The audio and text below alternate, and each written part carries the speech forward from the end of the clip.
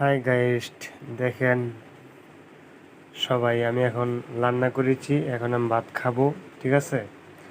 এই যে ডিম ভর্তা, এক পদ, চচ্চড়ি মাছের, তারপরে আলু ভাজা, কচুমুখী ভর্তা, মুরগি, ভাত, লেবু, কাঁচামরিচ, ঠান্ডা পানি আছে। ওকে, মোট 8 পদ।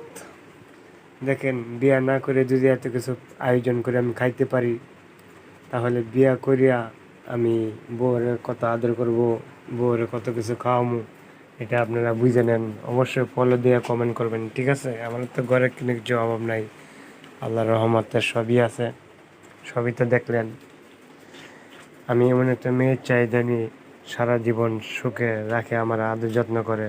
ওই যদি 5 ওয়াক্ত নামাজ পড়ে ভাত তরকারি নাও পাক করতে পারে, আমি রান্না করে খাওয়ামু, তারপরেও নামাজ রোজা করতে হইব। এটাই আমার মার জন্য, নানির জন্য দোয়া করতে হইব। সবাই ফলো দিয়ে কমেন্ট করবেন। আল্লাহ হাফেজ।